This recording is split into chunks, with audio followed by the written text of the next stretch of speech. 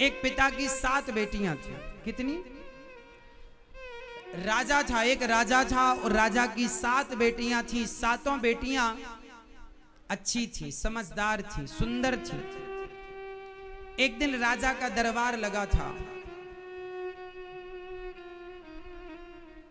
राजा ने अपने मंत्रियों से पूछा, मंत्री बताओ तुम किसका खाते हो? मंत्री ने कहा, सरकार हम आपका खाते हैं। प्रजा से पूछा राजा ने, तुम किसका खाते हो? प्रजा ने कहा, मालिक हम आपका खाते हैं। राजा को बड़ा घमंड था, अरे मैं सबका पालनहार हूं, मैं सबको खिलाता हूं।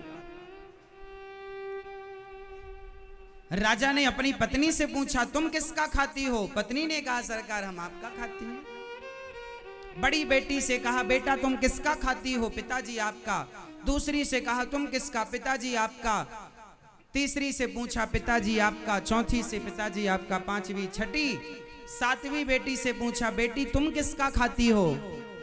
उस बेटी ने बिल्कुल सही उत्तर दिया, पिताजी मैं तो भगवान का दिया अपने भाग्य का खाती हूं, ईश्वर का दिया अपने भाग्य का, जो मेरे भाग्य में है, जो विधाता खिलाएगा खाऊंगी।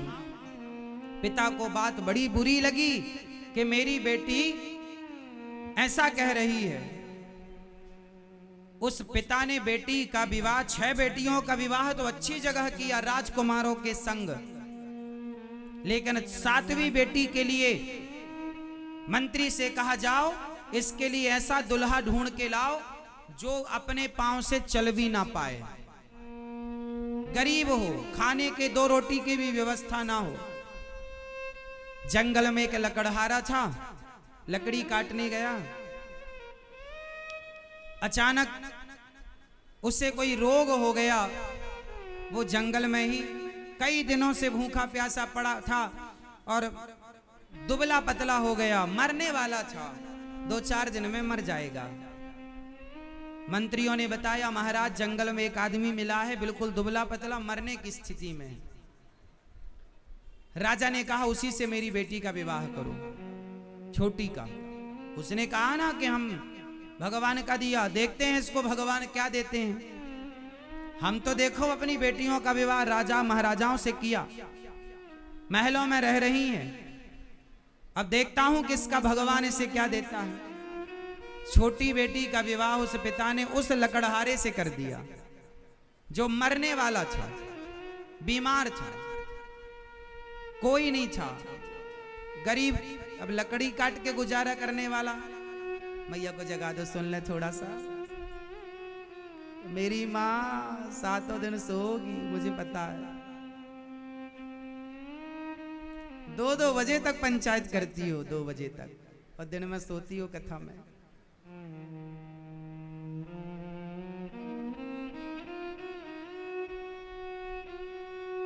सुनो, फिर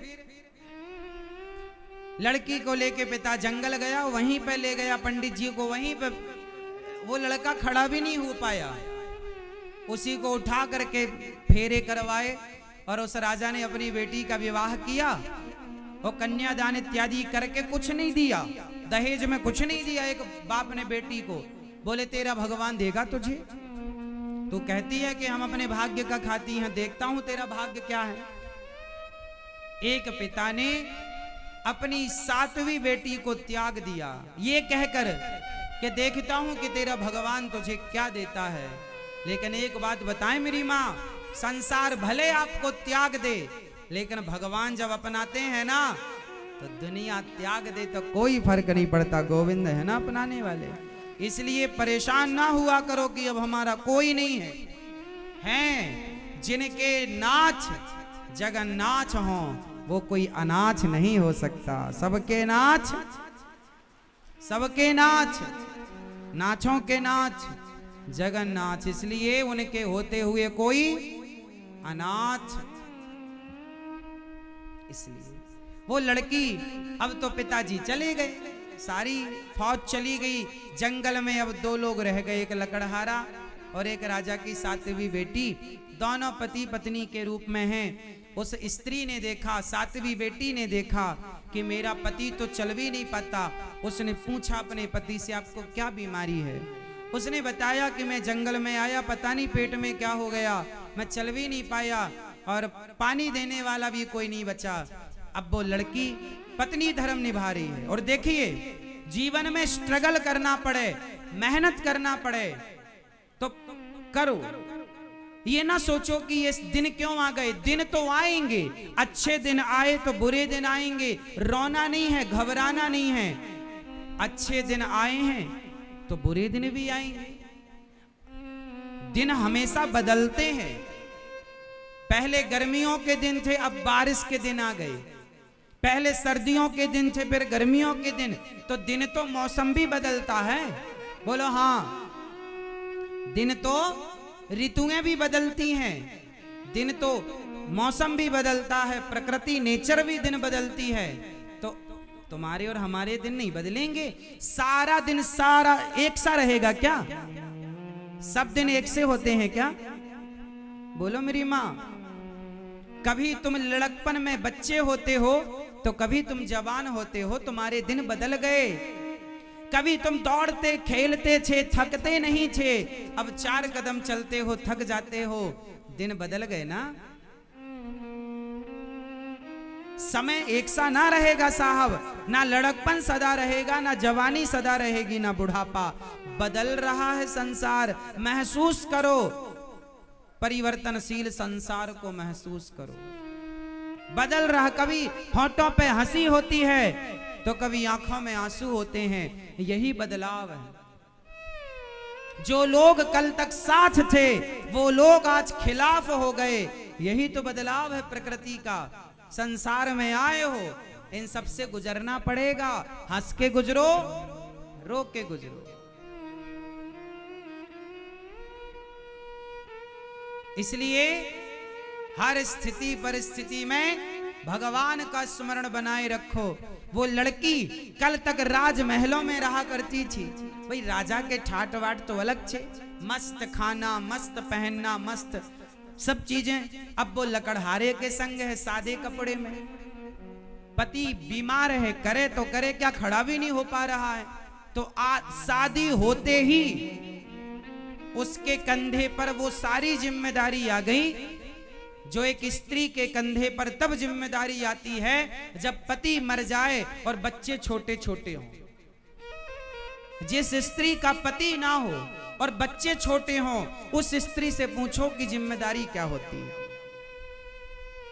वो स्त्री की स्थिति इसके सामने थी। शादी होते ही उसी दिन से, उसी समय से अब वो जंगल की लकड़ियां काटे और लकड़ी काट काट करके वो पास के शहर गांव में जाए बेचकर। नई नवेली दुल्हन हाथ की मेहंदी नहीं छूटी और वो जंगल की लकड़ियां। राजा की बेटी, समय है साहब, समय है। कल तक रानी थी, कल तक राजा की बेटी थी, राजकुमारी थी, अब लकड़हारा की पत्नी हो गई। समय क्या से क्या ना बना दे। इसलिए समय बदलता है और समय तुम्हें न चाहता। तुम्हारी कोई औकात नहीं, हमारी कोई हैसियत नहीं। हम सब समय के अधीन हैं। लोग कितना भी कहते हो कि मैं अपने बेटे को डॉक्टर बनाऊंगा, लोग कितना भी कहते हो मैं अपने बेटे को इंजीनियर बनाऊंगा, जज बनाऊंगा, ये बनाऊं, तुम कितना भी सपना देख लो, लेकिन बनेगा वही जो समय उसे बनाएगा। वो तो समय आएगा तो पता चलेगा कि तुम्हारा बेटा क्या बनेगा। तुम सपने कितने भी देख लो, तैयारियां कितनी भी कर लो, पर समय जो बनाएगा वो बनना पड़ेगा।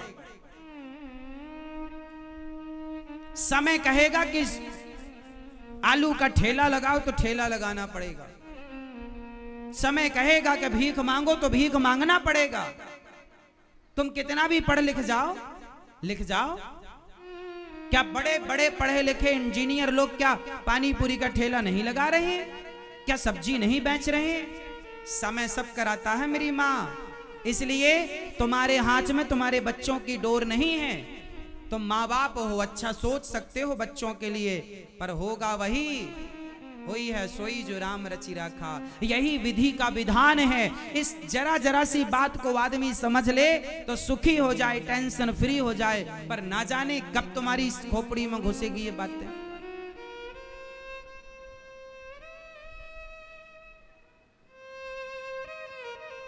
अब वो लड़की जंगल की लकड़ियां काट करके गांव शहर में बेचती, जो पैसा मिलता अपने पति के लिए वैद्य जी से दवाई लाती, पति को दवाई देती और थोड़ा दूध लाती, थोड़ा सा। अब वो जंगल में एक छोटी सी झोपड़ी बना के, चूल्हा बना के जंगल की लकड़ियों से थोड़ा माटी के बर्तन ले आई, थोड़ा चावल ले आई, दाल ले आई, आटा ले आई, बर्तन ले आई, और बेचारी उसने जंगल में गृहस्थी स्टार्ट कर दी, है ना।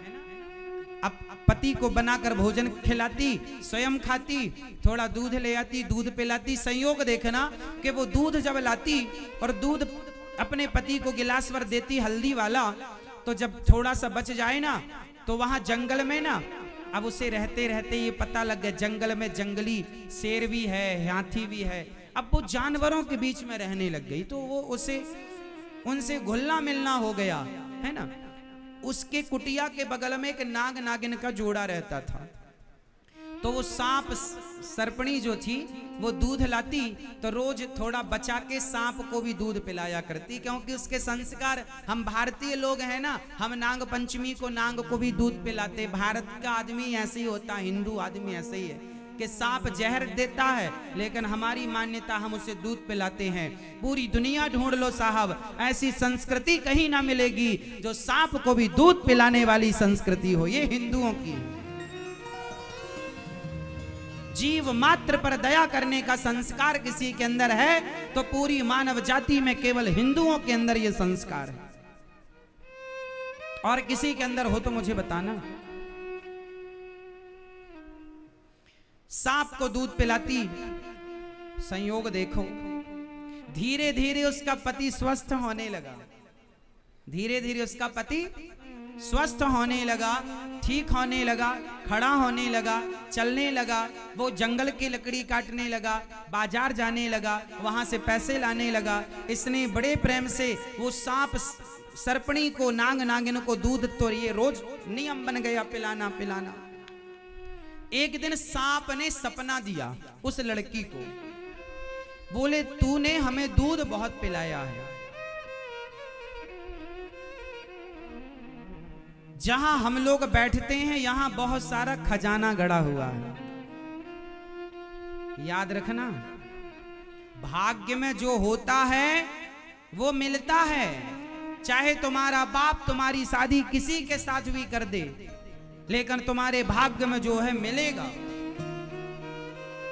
भाग्य में होता है तो भाग कर आ जाता है, और नहीं होता तो आया हुआ भी भाग जाता है।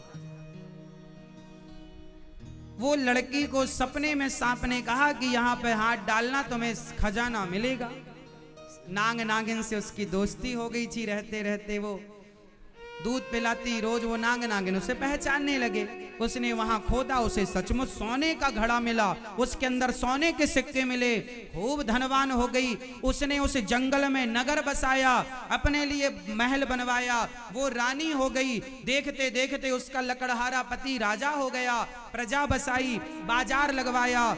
जो उसे अब राज, लड़की तो थी, वो राजा की बेटी तो थी, तो राजकाज आता था उसे, तो कैसे चलाना है। उसने सेना का संगठन किया, सेना बनाई, सेनापति बनाया, बढ़िया ठाट बाट चालू हो गया। टैक्स लेने लग गई और प्रजा की सेवा, खूब लंगर भंडारा लगवाया, कोई मेरे राज्य में भूखा नहीं रहेगा, खूब भंडारा, खूब दान पुण्य किया। सांप सर्पणी ने भी सोचा कि जब ये हमें दूध पिलाती है तो इसे धन मिल जाएगा, तो ये सदुपयोग ही करेगी। याद रखना, भगवान भी धन उसी को देते हैं जो अपने धन का सदुपयोग करता है। ईश्वर कहते हैं तूने सही जगह खर्च किया, तुझे देने से ठीक है, तू सेवा करता है। जो अपने परिवार में लगा रहता है, केवल अपना ही पेट भरे और सुरा सुंदरी में लगाए, भगवान उन्हें ज्यादा दिन देख के देख लेते हैं, तुझे देने का लाभ नहीं है। वो लड़की देखते देखते महारानी हो गई। एक दिन की बात है कि वो रोज का नियम था कि वो रोज सबको, अब 20 साल हो गए इस बात को। कितने साल हो गए?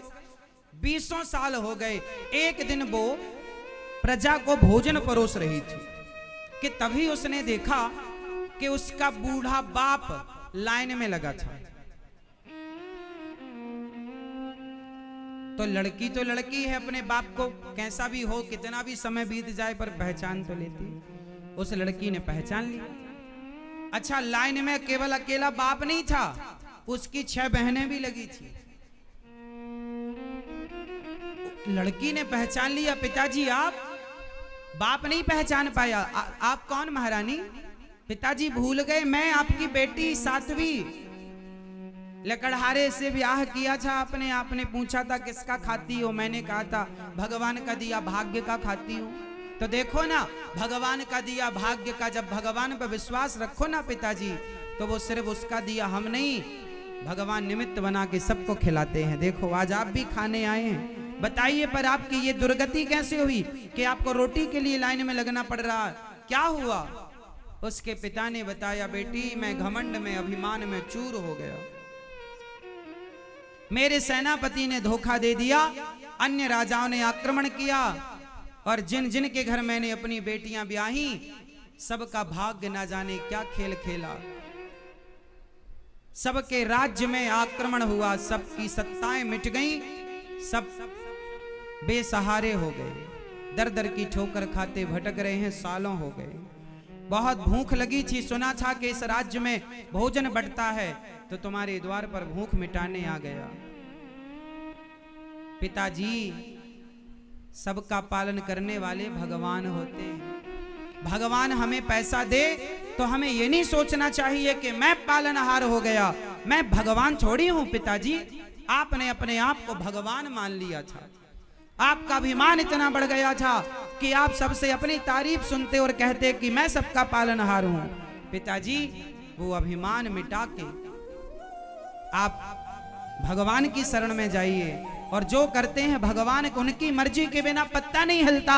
और वो देना चाहें तो भिखारी को भी करोड़पति बना दें, और वो लेना चाहें तो करोड़पति को भी भिखारी बना दें। ये परमात्मा का नित्य का काम है। पिताजी, अभिमान ना करना। उस लड़की ने अपनी सेना भिजवाई, अपने सेनापति को आदेश दिया कि पिताजी के राज्य पर जिसने आक्रमण किया हो उस राजा को पराजित किया जाए। सेनापति गया, राजा इत्यादि उसकी टुकड़ी गई, उसने पराजित किया, अपने पिता का राज्य लौटाया, अपनी बहनों का भी उसने राज्य लौटाया, और अपनी बहनों का राज्य लौटाकर उसने सबका ये घमंड मिटा दिया कि मैं करता हूं। करते कौन हैं? इसलिए आप कभी अपने आप को करता नहीं मानेंगे। हर व्यक्ति अपने अपने भाग्य का खाता है, कोई किसी को नहीं खिलाता, कोई किसी को नहीं खिला सकता। सबको खिलाने वाले भगवान हैं।